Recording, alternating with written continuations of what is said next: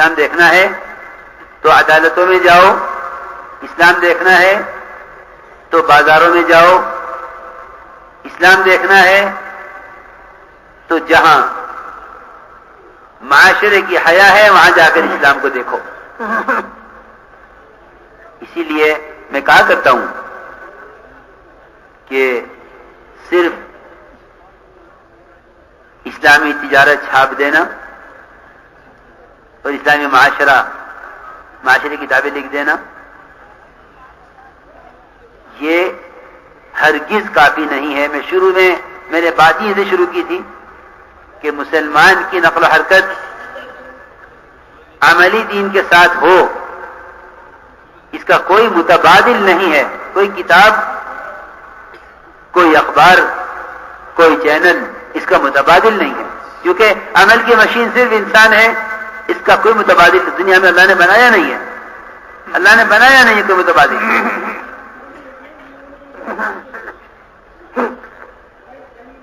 تو میں نے عرض کیا کہ اسلام اس سے نہیں سمجھ میں نہیں آئے گا کہ کتاب کھول کے اسلام دیکھ لیا جائے، بلکہ صحابہ کے دور سے لے کر قیامت تک اسلام کو سمجھنے کے لیے اسلامی معاملات مسلمان کے عملی طور پر سامنے ہوں تو اسلام پھیل جائے گا۔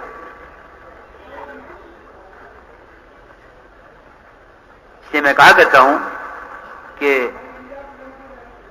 تجارتیں جاہلوں کے ہاتھ میں، کتاب علماء کے ہاتھ میں، حلال کے حرام کے فتوے یہاں سے دیے جائیں، اور جو عملی سارا نظام ہے تجارت سے لے کے سارے بینکوں کے اور فیکٹریوں کے اور صنعتوں کے اور حکومتوں کے، یہ سب جاہلوں کے ہاتھ میں۔ صحابہ کرام نے ہرگز یہ طریقہ اختیار نہیں کیا تھا، ہرگز یہ طریقہ نہیں تھا۔ اور کوئی کتاب دور صحابہ میں کیا کتاب قرآن بھی نہیں لکھا گیا شروع میں، وہ بھی بعد میں جمع کیا گیا۔ تجارت کی تعلیم دی جاتی تھی مسجد سے، اور مسجد سے باہر عملی تجارت لوگ روزانہ کرتے تھے۔ پڑھانے والے الگ، کمانے والے الگ، یہ ترتیب صحابہ کے دور میں نہیں تھی۔ جو پڑھانے والے تھے وہ خود کما کے دکھلاتے تھے، جو پڑھنے والے تھے وہ تعلیم کے ساتھ عملی تجارت کر کے دکھلاتے تھے۔ مدینہ منورہ کے بازار میں اجازت نہیں تھی کسی کو دکان کھولنے کی جب تک وہ تجارت کے احکام کے بارے میں پوری طرح امتحان نہ دے دے، اور اس کا امتحان نہ ہو جائے اس وقت تک وہ دکان نہیں کھول سکتا تھا۔ کیوں کہ ہمیں مدینہ منورہ امت کو اسلامی عملی اسلام کا نمونہ بنا کر پیش کرنا ہے، یہ ہماری ذمہ داری ہے۔ اس لیے عرض کر رہا ہوں کہ یہ تقسیم نہیں تھی کہ پڑھانے والے الگ، کمانے والے الگ، بلکہ صحابہ کرام نے تینوں کاموں کو جمع کیا تھا۔ تجارت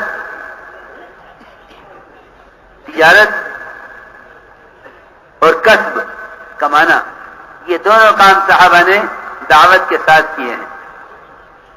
تجارت یعنی کمانا، اور تعلیم، دعوت، تعلیم، تجارت، یہ تینوں کام صحابہ نے ایک ساتھ کیے ہیں۔ اس لیے میرے دوستوں عزیزوں، میں ساری بات میں نے اس پر عرض کی ہے کہ عملی اسلام پیش کرو گے تو امت تو سمجھے گی امت کہ اسلامی معاملات کیا ہیں۔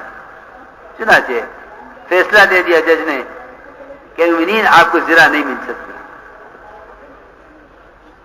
اس پر یہودی نے کلمہ پڑھا اور فوراً یہ کہا اشہد ان لا الہ الا اللہ واشہد ان محمدا عبدہ ورسولہ، یہ کہہ کر اسلام میں داخل ہوا اور یہ کہا مومنین زرہ آپ کی ہے، آپ کے اونٹ سے گری تھی، میں نے اٹھائی تھی، لیکن اس کے اسلام قبول کرنے کا جو سبب بنا وہ عدالت کے جج کا مومنین کے خلاف فیصلہ کرنا، हालांकि है तरीका बनाया हुआ जज था। तो मैंने अर्ज किया कि मामलात और अखलाक, अगर ये दो चीजें सिर्फ अमली तौर पर पेश कर दी जाएं तो इस्लाम के फैलने के लिए काफी है। मेरे मोहतरम दोस्त और बुजुर्गों, বলেন যে আল্লাহ পাকের জাত থেকে ফায়দা উঠাবার সবচেয়ে বড় আমল যেটা, সেটা হলো নামাজ।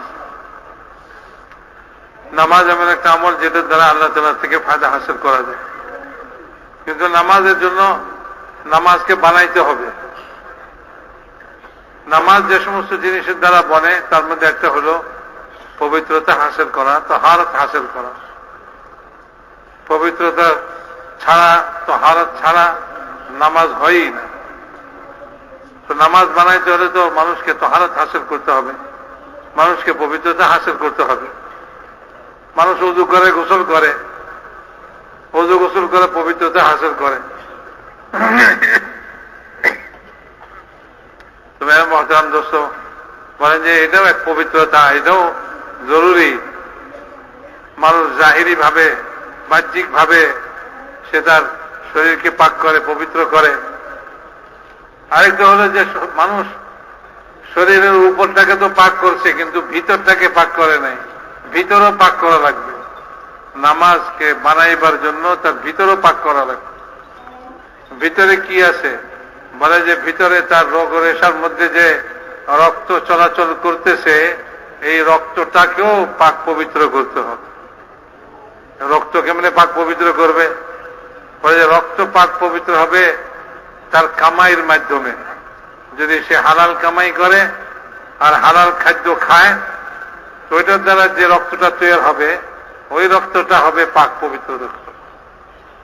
আর যদি সে তার কামাই রোজগারটাকে গলত ভাবে করে, মিথ্যা বলে কামাই করতেছে, ধোকা দিয়া কামাই করতেছে, জুলুম করে কামাই করতেছে, অন্যায় ভাবে কামাই করতেছে, আল্লাহ তাআলার হুকুমকে নষ্ট করে কামাই করতেছে, ওই কামাইটা দিয়ে যা সে কামাই করবে, যা সে খাবে, এটার দ্বারা তার শরীরের মধ্যে যে রক্ত তৈরি হবে, এই রক্তটা কখনো পবিত্র রক্ত হবে না। এই রক্তটা তো অপবিত্র রক্তই হবে।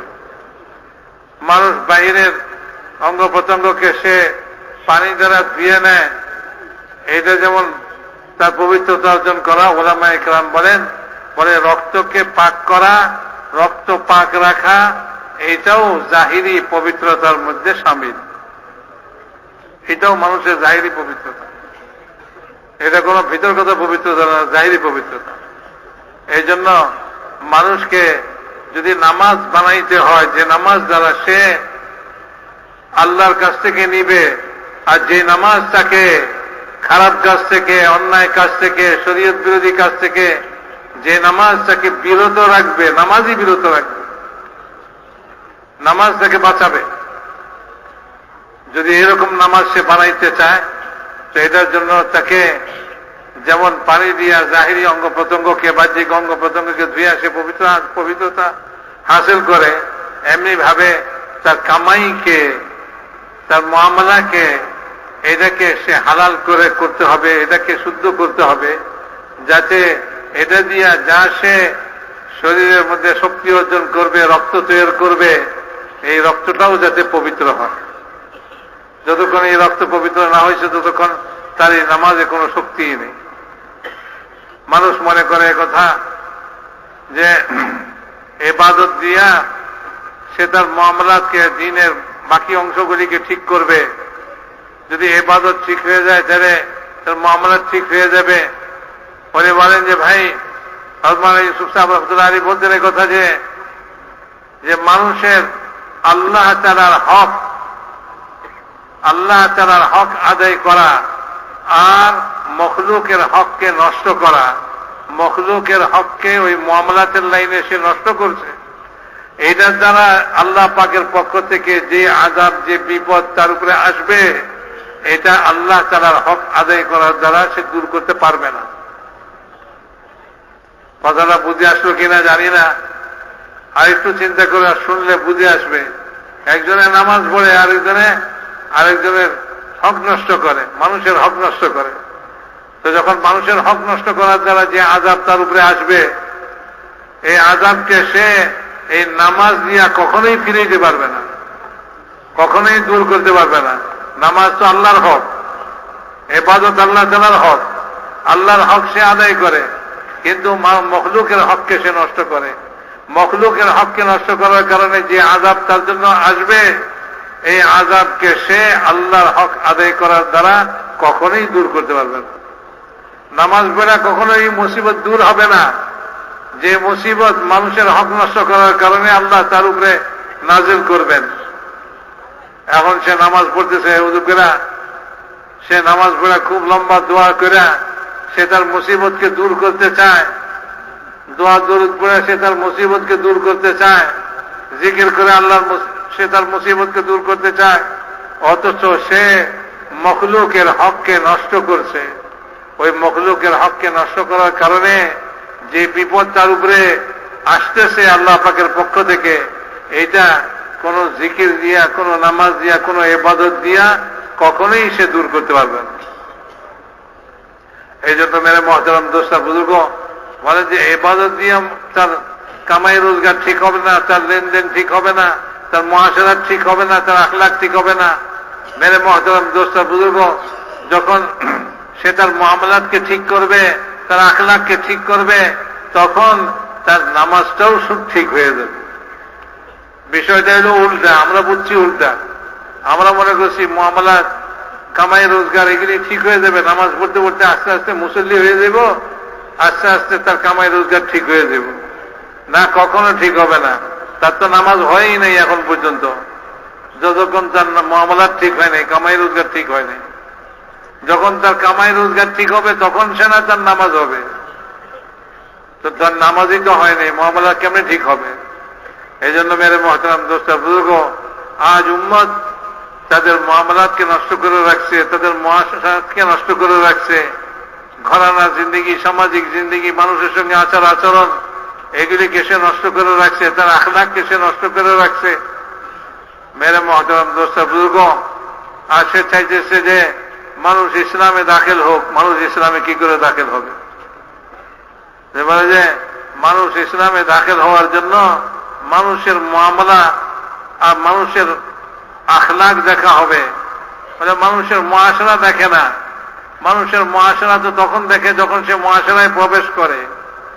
মুআশারা মানে হলো তার পারিবারিক সামাজিক জীবনে মানুষের সঙ্গে আচার আচরণ, যতক্ষণ তার ভিতরে না ঢুকছে ততক্ষণ তো সেইগুলি দেখবে না, কিন্তু মুআমালাত আগে দেখবে, তার আখলাক আগে দেখবে।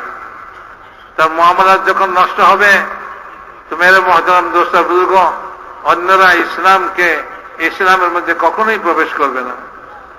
এই জন্য ইসলামের দাওয়াত যেটা আমরা চাইতেছি সারা দুনিয়াকে দিব, যতক্ষণ পর্যন্ত আমাদের মুআমালাত ঠিক না হবে ততক্ষণ পর্যন্ত ইসলামের দাওয়াত কেউ নেবে না, ইসলামকে কেউ গ্রহণ করবে না। ইসলামের দরজাই বন্ধ করে রাখছি আমরা। এই জন্য বলেন যে ভাই দুনিয়াতে যত আপদ বিপদ মুসিবত, উনি বলেন আমি শুরুর একটা আয়াত পড়ছি, যাহারাল ফাসাদু ফিল বাররি ওয়াল বাহরি বিমা কাসাবাত আইদিন নাস। মানুষের কার্যকলাপ, মানুষের আমানি জলে স্থলে সর্ব জায়গার মধ্যে বিশৃঙ্খলা সৃষ্টি করে রাখছে। জলে স্থলে সর্ব জায়গায় যে ফিতনা ফাসাদ, এগুলি অন্য কোনো কারণ নাই। কারণ হইল মানুষের আমল। মানুষ তার আমলকে যখন নষ্ট করে, তো আল্লাহ পাকের পক্ষ থেকে বলে যে জলের স্থলের মধ্যে বিশৃঙ্খলা সৃষ্টি হয়। আবার যে বিশৃঙ্খলাটা কেন সৃষ্টি করেন আল্লাহ তাআলা? আল্লাহ তাআলা ঝটকা দেন, সামলায় যা, হুঁশিয়ার হয়ে যাও। তো আল্লাহ তাআলার ঝটকা কেন? এই জন্য যে যাতে সে সামলায় যায়, সে হুঁশিয়ার হয়ে যায়, সে আবার পিছন দিকে ফিরে আসে।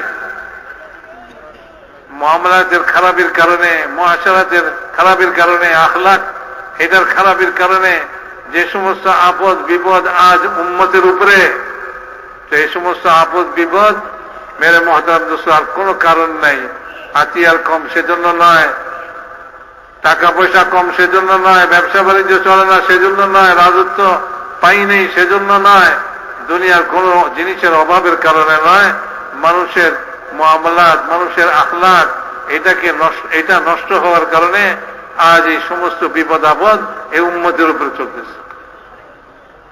এই সমস্ত বিপদ আপদ কেন চলতেছে? যাতে উম্মত আবার ফিরে আল্লাহ পাকের দিকে ফিরে আসে, আল্লাহ তাআলার দিকে ফিরে আসে, আল্লাহর হুকুমের দিকে ফিরে আসে, আর আমলের দিকে ফিরে আসে। সে যে মুআমালা নষ্ট করে রাখছে তা তার মুআমালা ঠিক করে, সে যে তার মুআশারাত নষ্ট করে রাখছে এটাকে ঠিক করে, সে যে তার আখলাক নষ্ট করে রাখছে আখলাককে ঠিক করে। কারণ এই আখলাক নষ্ট হওয়ার কারণে, তার মুআমালাত নষ্ট হওয়ার কারণে, তার আমল নষ্ট হওয়ার কারণে এই সমস্ত ঝটকা আল্লাহ পাকের তরফ থেকে আসছে। আল্লাহ পাকের তরফ থেকে এই ঝটকা কেন আসছে? এই জন্য আসছে যে বান্দা ফির, আমার দিকে ফিরে আস, মুআমালাতকে ঠিক কর, আখলাককে ঠিক কর, ইসলামকে ঠিক কর, তোর আমালকে ঠিক কর। আমালকে ঠিক করার জন্যই, ফিরে আসার জন্যই আল্লাহ পাক এক ঝটকা দিয়েছেন। এই জন্য বলেন হাদিসের মধ্যে বড় সুন্দর মিসাল দিচ্ছেন ঈমান এবং মুমিনের মিসাল। বলে যে খুঁটায় বান্দা ঘোড়ার মতো, ঘোড়াকে চরণভূমিতে খুঁটা খাইটা খুঁটার মধ্যে বান্দা ছেড়ে দিছে। তো ঘোড়ার স্বভাব হইল সে ঘোড়া ঘাস খাইতে খাইতে সামনের দিকে চলতে থাকে। তো ঘাস খাইতে খাইতে সামনের দিকে চলতেছে, সে খুঁটা ভুলে গেছে, তার যে ঘোড়ার সঙ্গে পাও বান্ধা আছে এটা সে ভুলে গেছে, সে সামনের দিকে চলতেই আছে।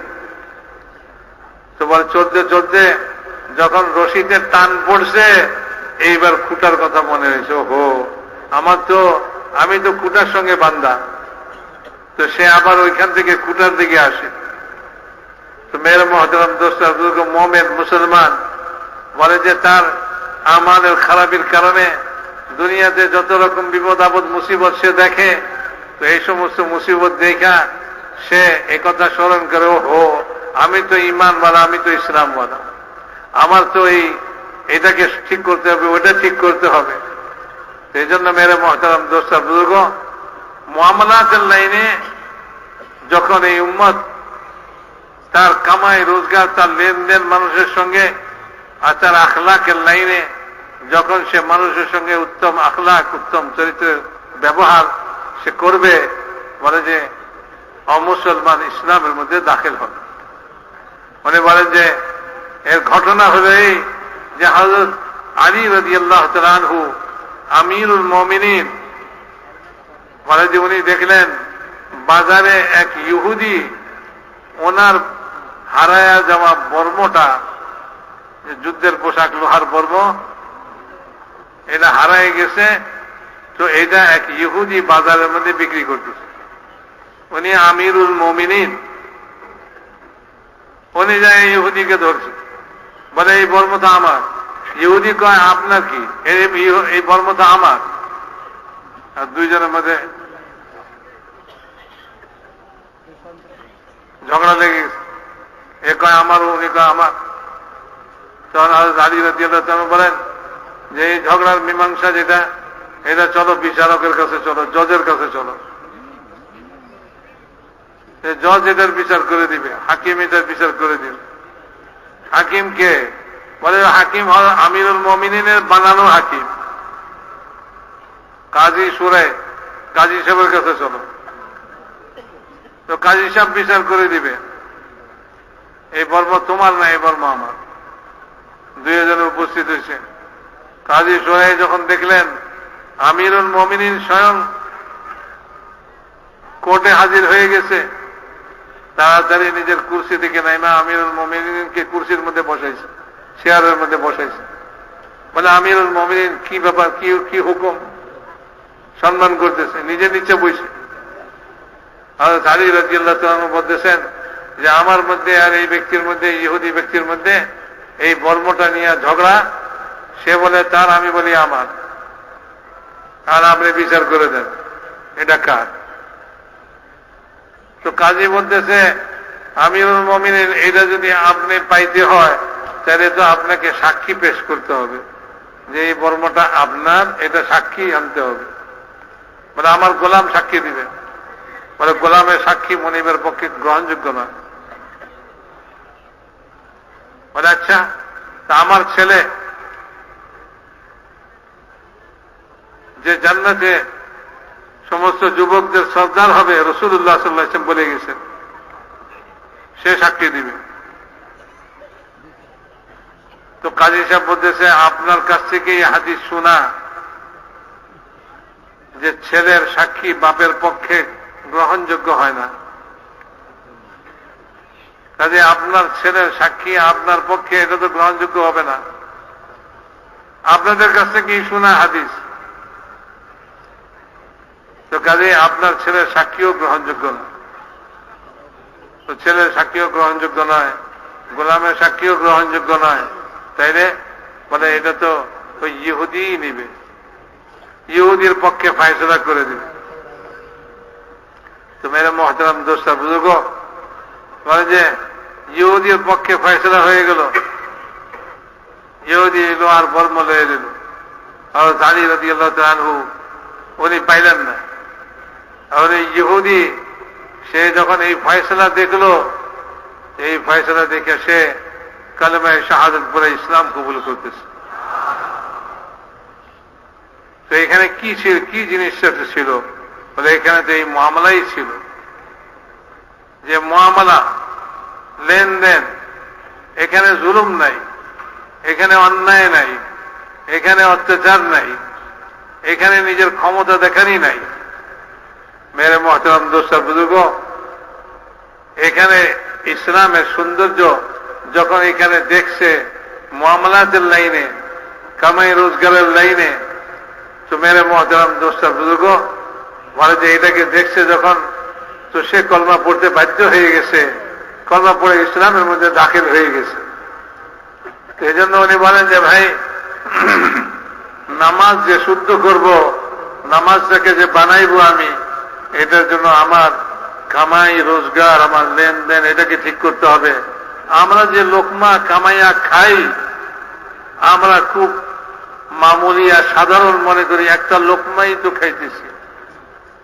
হযরত ইলিয়াস সাহেব রাহমাতুল্লাহ আলাইহি বলতেন, বলে যে এটাকে সাধারণ আর মামুলি মনে করো না, এই একটা লোকমা সমুদ্র, সমুদ্র।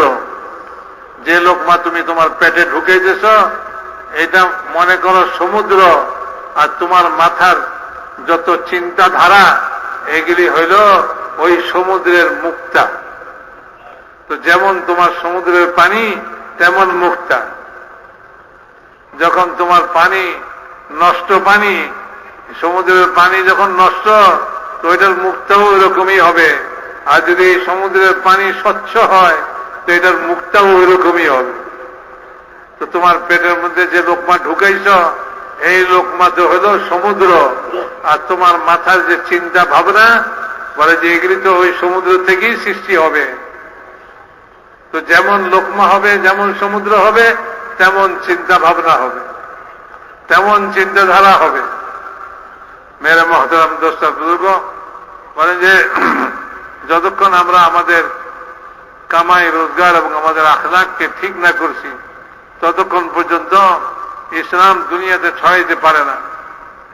এই জন্য বলেন যে আমলি, নিজের আমলকে ঠিক করে আমলওয়ালা হই আগে। যখন আমি আমলওয়ালা, এই আমল নিয়ে, আমল সহ যখন দাওয়াত দিব, তখন এই দাওয়াত গ্রহণযোগ্য হবে। আমি নিজেই আমল করি না, সেটা কেমনে হবে? উনি বলেন যে ভাই, দুনিয়ায় যত রকমের ব্যবস্থা আছে, মাধ্যম আছে, প্রচার মাধ্যম আছে, এই সমস্ত প্রচার মাধ্যমের দ্বারা কোনো কিছু হবে না। এই জন্য যে এই সমস্ত প্রচার মাধ্যমের কোনো কথাই আসে নাই কোরআন হাদিসে, এই সমস্ত প্রচার মাধ্যম এরা কোনো ইসলাম কবুল করবে না, এরা কোনো হেদায়েতও পাবে না। ইসলামের মোকাপেক্ষিত আমি যদি আমলি ভাবে সুসজ্জিত হই, তো মেরে মহতারাম দোস্ত, আমাকেই হুকুম করা হইতেছে, আমাকেই বলা হইতেছে দাওয়াত দিই, তা আমি নিজে দাওয়াত দিব। তো মেরে মহতারাম দোস্ত, এই জন্য বলেন যে এই সমস্ত জিনিসের দ্বারা নয়, বলে যে সাহাবা রাদিয়াল্লাহু তাআলা আনহুম আজমাইন, তাদের জমানায় বলে যে প্রত্যেকেই শিখনেওয়ালা প্রত্যেকেই ব্যবসা করনেওয়ালা, আবার প্রত্যেকেই দাওয়াত দেনেওয়ালা। এই নয় যে একজন শিখানেওয়ালা আর একজন ব্যবসা করনেওয়ালা। আজকালকার জমানার মতো দুনিয়ার সমস্ত কাম কাজ এগুলি সব জাহেলদের হাতে, আর কিতাব হলো ওলামাদের হাতে। ওলামারা ফতুয়া দিবে। মেরে মোহতারাম দোস্ত বুজুর্গ, সাহাবাদের জমানায় তো কিতাব ছিলই না, কোরআনও তো বহুত পরেই লেখা হয়েছে। তো মেরে মোহতারাম দোস্ত তখন কি ছিল? বলে যে একেবারে সশরীরে ইসলাম, ইসলামী শিক্ষা সশরীরে। যে একজন মানুষ সে ব্যবসা বাণিজ্য করতেছে, ওইখানে সে ইলমও রাখে, সে কোনো জাহেল নয়, এবং সে দুনিয়ার সব কাম কাজ করতেছে এবং তার মধ্যে ইলমও রয়েছে, আর সে দাওয়াতও দিতেছে। তো একজন সাহাবী দ্বীন শিখতেছেন এবং দুনিয়ার কাম কাজ করতেছেন এবং একই সঙ্গে দ্বীনের দাওয়াতও দিতেছেন। এরকম নয় যে যেরকম আজ আমরা ভাগ করে রাখছি, বলে জাহেলরা সব দুনিয়ার কাম করবে, আলেমরা সব কিতাব দেখবে। বলে না, এই ইলম এই উম্মতের প্রত্যেককে শিখতে হবে। যে যে কাম করবে, মদিনার বাজার, বলে যে মদিনার বাজার, এই বাজারে বেচা কিনা সে করতে পারবে যে এই বেচা কিনার ইলম হাসিল করছে। মদিনার বাজারে বেচা কিনার ইলম ছাড়া কেউ এই বাজারে বেচা কিনা করতে পারবে না, ব্যবসা বাণিজ্য করতে পারবে না। তো সাহাবাদের জামানায় তো এরকমই ছিল যে প্রত্যেকেই দ্বীন শিখনেওয়ালা, আর প্রত্যেকেই দুনিয়ার কাম কাজও করনেওয়ালা, আর সঙ্গে সঙ্গে সে দাওয়াতও দেনেওয়ালা। তাদের আখলাক, তাদের মুআমালাত, তাদের মুআশারাত, তাদের ইবাদত সব লাইনে পরিপূর্ণ। সব কিছুকে লইয়া তারা দাওয়াতের রাস্তায় চলতেছে। যখন এই দাওয়াতের রাস্তায় চলতেছে, তো মেরে মোহতারাম দোস্তা বুজুর্গ, তাদের দাওয়াতকেও মানুষ গ্রহণ করতেছে। इस काम का भी यही मकसद है कि इस नक़्ल व हरकत के जरिए उम्मत पर अमली दीन पेश किया जाए। इसलिए मेरे दोस्तों अज़ीज़ों, अल्लाह के रास्ते का नफ़र अल्लाह का अमर है। जिस तरह ईमान, इबादत, अखलाक, मामलात और माशरा ये सब अल्लाह के अवामिर में से हैं, इसी तरह अल्लाह के रास्ते में इन तमाम चीजों को अमली तौर पर लेकर फिरना ये भी अल्लाह का अमर है, और उम्मत इसको अमर नहीं समझती। ये अल्लाह का अमर है।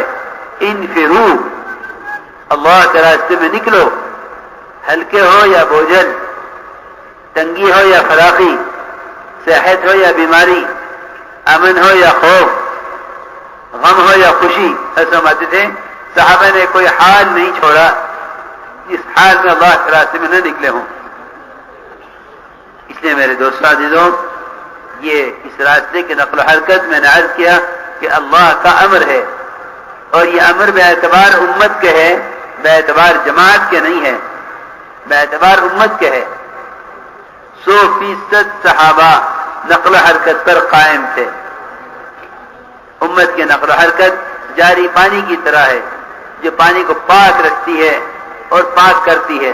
बिल्कुल इस उम्मत की मिसाल, अगर उम्मत दीन पर लेकर हरकत में रहे तो इस उम्मत की मिसाल भी जारी पानी की तरह है कि उम्मत पाक रहेगी और उम्मत दूसरों की पाकी का जरिया बनेगी। इसलिए मेरे बुजुर्ग दोस्तों अज़ीज़ों, ये असल सुन्नत और महासुन्नत है, बल्कि ये जिम्मेदारी उम्मत को नियाबतन मिली है। हुज़ूर अकरम सल्लल्लाहु अलैहि वसल्लम से अल्लाह ने साफ फरमा दिया कि नबी जी आप कह दीजिए कि ये मेरा रास्ता है, और मेरा ही नहीं बल्कि जो भी मेरा इत्तबा करे ये उसका रास्ता है। उस रास्ते की तायीन फरमाई, अदऊ इलल्लाहि अला बसीरतिन। ये रास्ते की तायीन है کہ میرا اور میرے اتباع کرنے والے کا راستہ یہ ہے کہ میں یقین کے ساتھ اللہ کی طرف بلاتا ہوں. میں شروع سے کہہ رہا ہوں کہ اللہ کی طرف بلانے کو، اللہ کی طرف بلانا یہ ہے کہ بذات خود جا کر دعوت دو. حضور اکرم صلی اللہ علیہ وسلم ایک ایک کے پاس دعوت دینے کے لیے خود جاتے اور آنے والوں کو دعوت بذات خود دیتے.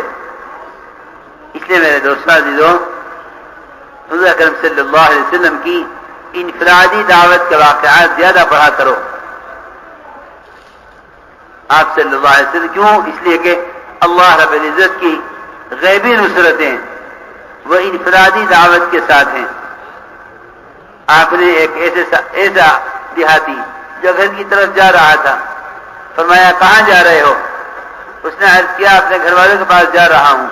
آپ نے فرمایا کیا تجھے اس میں بات میں رغبت ہے کہ اس بات کی گواہی دے دے کہ اللہ کے سوا کوئی بات کے لائق نہیں اور میں اللہ کا رسول ہوں؟ اس نے فوراً کہا کہ آپ کی رسالت پر کون گواہ ہے؟ آپ نے نہیں فرمایا میرے ساتھی گواہی دیں گے، فرمایا اس وادی کے کنارے پر جو درخت کھڑا ہے یہ گواہی دے گا کہ میں اللہ کا رسول ہوں. وہ درخت وہاں سے زمین پھاڑتا ہوا آیا اور آپ کے سامنے آ کر کھڑا ہو گیا. 3 مرتبہ آپ نے اس سے گواہی لی، 3 مرتبہ اس نے گواہی دی.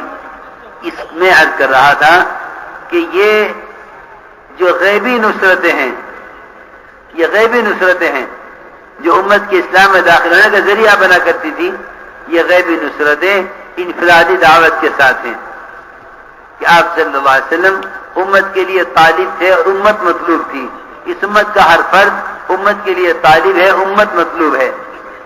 اس لیے میرے بزرگ دوستوں عزیزوں، یہ بات یاد رکھو ہمیشہ کہ ساری کی ساری امت ایک کشتی کی سوار ہے. یہ حدیث میں فرمایا گیا امت ایک کشتی کی سوار ہے. جو بھی اس کشتی میں سوراخ کرے گا، اس سوراخ کرنے پر سوراخ کرنے والا نہیں ہلاک ہوگا اور غرق ہوگا، بلکہ ساری کشتی والے غرق ہوں گے. اس روایت سے یہ بتا دیا کہ اس امت کی ذمہ داری ہر فرد کی ہے. اگر ساری کشتی میں عباد اور نیک اور صلحاء اور مشائخ اور اہل اللہ بھرے ہوئے ہوں اور ایک آدمی کشتی میں سوراخ کرے تو سب کے سب ڈوبیں گے. یہ نہ ہوگا کہ ایک آدمی ہلاک ہو، سب کے سب ڈوبیں گے. ان سب کی اجتماعی ذمہ داری ہے اس سوراخ کرنے والے کو روکنا تاکہ کشتی میں سوراخ نہ ہو اور سب نجات پا جائیں. حدیث میں اس روایت کو بتلا کر امت کی اجتماعی ذمہ داری کو سمجھایا گیا ہے. اس لیے میرے دوستوں عزیزوں، دل سے عزم کرو کہ اس کام کو انشاءاللہ موت تک مقصد بنا کر کریں گے. تو میرے محترم دوست بزرگوں বলেন যে আল্লাহ তাআলা যত রকম হুকুম দিয়েছেন সব হুকুমের মধ্যে এটারও হুকুম দিয়েছেন যে আমরা আল্লাহর রাস্তায় নকল হরকত করি, আমরা আল্লাহর রাস্তায় বের হই। এটাও আল্লাহ তাআলার হুকুম। এই হুকুমকেও পুরা করতে হবে। যেমন নামাজের হুকুম রয়েছে, ইমানের হুকুম রয়েছে, যেমন নাকি অন্যান্য ফরজ হুকুম রয়েছে, পরে সাথে সাথে এই হুকুমও আছে আল্লাহ তাআলা আমাদের প্রতি যে আমরা আল্লাহর রাস্তায় বের হই। ইনফিরু খিফাফাম ওয়া সিকালা, যে তোমরা আল্লাহর রাস্তায় বের হও, চাই তুমি হালকা হও, চাই তুমি ভারী হও, চাই তুমি অসুস্থ হও, চাই তুমি সুস্থ হও, চাই তুমি খুশির অবস্থায় থাকো, চাই তুমি দুঃখের অবস্থায় থাকো, চাই গরিব হও, চাই ধনী হও, যে কোনো অবস্থায় তুমি থাকো না কেন আল্লাহর রাস্তায় বের হও। তো মেরে মোহতারাম দোস্ত বুজুর্গ, আল্লাহর রাস্তায় বের হওয়ার এক হুকুম দিয়ে দিচ্ছেন। এই হুকুম ইনফিরাদি ভাবে উম্মতের প্রত্যেক ব্যক্তি এই হুকুম পালন করতে হবে, প্রত্যেককে আল্লাহর রাস্তায় বের হতে হবে। এই জন্য বলেন যে ভাই সকলে মিলা এই কামকে নিতে হবে। এটা কোনো জমাতের কাজ নয়, মানে এক জমাত এটা করবে, বরং এই পুরা উম্মত এই কাজটাকে করবে। তারা পুরা উম্মতকে এই কাজের কথা বলা হইতেছে। এই জন্য হুজুর আকরাম সাল্লাল্লাহু আলাইহি ওয়াসাল্লাম হুজুর সাল্লাল্লাহু আলাইহি ওয়াসাল্লাম দাওয়াত দিতেছেন। আর বলেন যে ইনফিরাদি দাওয়াতের সঙ্গেই আল্লাহ তাআলার গায়বী সাহায্য রয়েছে। সাহাবায়ে কেরাম ইনফিরাদি দাওয়াত দিতেন, খুদ রাসূলুল্লাহ সাল্লাল্লাহু আলাইহি ওয়াসাল্লামও ইনফিরাদি দাওয়াত দিতেন। বলে যে একজন গ্রামের লোক যাইতেছিল, রাসূলুল্লাহ সাল্লাল্লাহু আলাইহি ওয়াসাল্লাম তাকে বললেন যে তুমি কি একথার আগ্রহ রাখো, যে তুমি একথা সাক্ষ্য দিবে যে আল্লাহ ছাড়া কোনো মাবুদ নাই আর আমি আল্লাহর রসুল? সে বলল, আপনার এই কথার উপরে সাক্ষী কে? হুজুর আকরাম সাল্লাল্লাহু আলাইহি ওয়াসাল্লাম কথা বলেন নাই যে আমার সঙ্গীরা সাক্ষী দিবে, বরং রাসূলুল্লাহ সাল্লাল্লাহু আলাইহি ওয়াসাল্লাম বললেন ওই মাঠের কিনারায় যে গাছটা আছে ওই গাছ সাক্ষী দিবে। গাছকে ডাকলেন তো গাছ জমিন ফেলে সামনে আসলো, এবং হুজুর আকরাম সাল্লাল্লাহু আলাইহি ওয়াসাল্লাম 3 বার তার কাছ থেকে সাক্ষী চাইলেন। সে 3 বার সাক্ষী দিল গাছ, আবার গাছ নিজের জায়গায় ফিরে গেল। তো মেরে মুহতারাম দোস্ত, দেখে ওই গ্রামের লোকটা সেও মুসলমান হয়ে গেল। তো এভাবে রাসূলুল্লাহ সাল্লাল্লাহু আলাইহি ওয়াসাল্লাম যে সাহায্য আল্লাহ তাআলা তাকে করলেন, যে একটা গাছ এখানে আসলো সাক্ষী দিয়ে চলে গেল, রাসূলুল্লাহ সাল্লাল্লাহু আলাইহি ওয়াসাল্লাম একজনকে দাওয়াত দিতেছিলেন। তো এই জন্য বলেন যে ইনফিরাদি গাছ তো ইনফিরাদি দাওয়াত হওয়া চাই, আমাদের প্রত্যেকেরই দাওয়াত হওয়া চাই। আজ মেরে মুহতারাম দোস্ত বুজুর্গ, পুরা উম্মত যদি একজনের কারণে যদি পুরা উম্মত ক্ষতিগ্রস্ত হয়, তো একজনকে তো ফিরানো এবং ওই একজনকে তো ঠিক করা পুরো উম্মতের দায়িত্ব হবে। এই জন্য উদাহরণ দিচ্ছেন হাদিসের মধ্যে, বলেন যে এই পুরা উম্মত যেন এক নৌকার আর এক জাহাজের আরোহী। ওই জাহাজের মধ্যে চাই মাশায়েখ থাকেন, চাই আলেম ওলামা থাকেন, চাই বড় আবেদ থাকেন, ভালো ভালো লোক যতই থাকুক না কেন, কিন্তু ওই জাহাজের মধ্যে একজন লোক যদি জাহাজকে তলা দিয়া ফুটা করার চেষ্টা করে আর ফুটা করে ফেলে, তাইলে ওই জাহাজ ডুববে আর সবাইকে নিয়ে ডুববে। এ নয় যে ভাই যে ফুটা করছে তাই সেই খালি ডুবলো। এই জন্য বলেন যে ভাই এই উম্মতের মধ্যে যদি একজনের মধ্যেও খারাপই থাকে তো পুরা উম্মত ক্ষতিগ্রস্ত হবে। তো একজনকে ঠিক করতে হবে।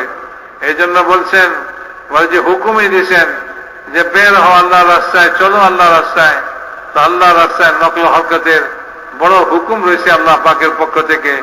এই জন্য আমরা প্রত্যেকে এই কথা নিয়ত করি যে আজ থেকে মওত পর্যন্ত এই কামকে আমরা নিজেদের জিন্দগির মাকসাদ বানায় করব।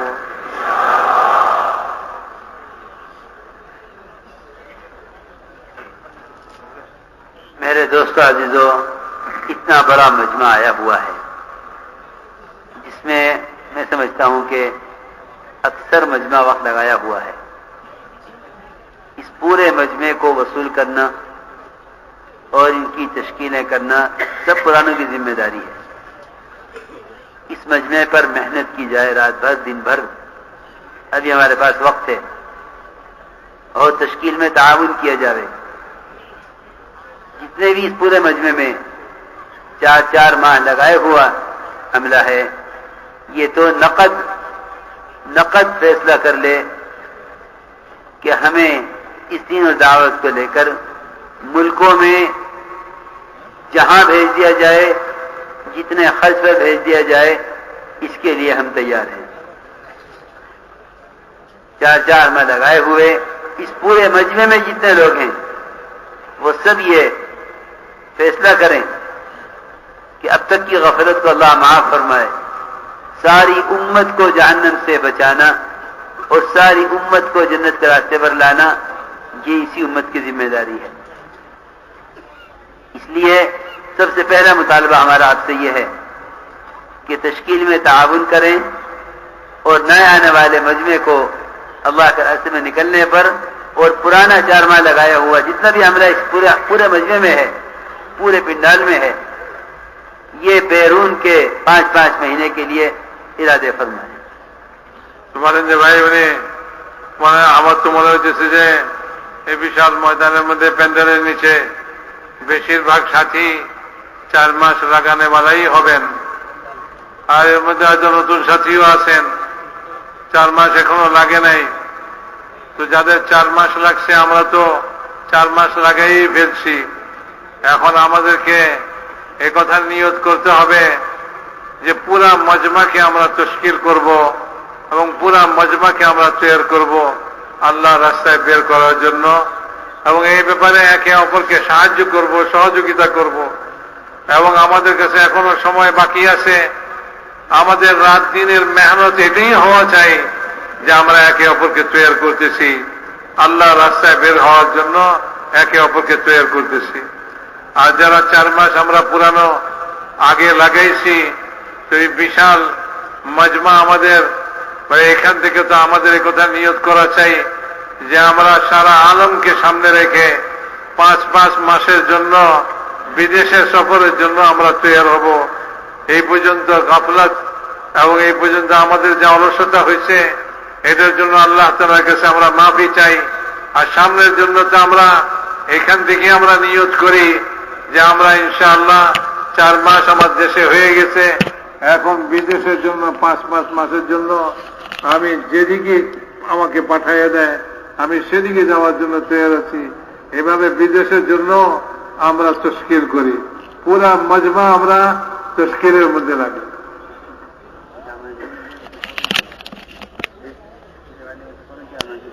হ্যাঁ ভাই, যারা এখনো 4 মাস হয় নাই ভাই, এটা তো বড় দুঃখের বিষয় যে আমাদের এখনো 4 মাস হইল না। পুরা মজমা 4 মাস হলা, আমরাও এখন তো আর দেরি করি না, এখন তো সঙ্গে সঙ্গে এখনই আমরা দাঁড়াইয়া যাই।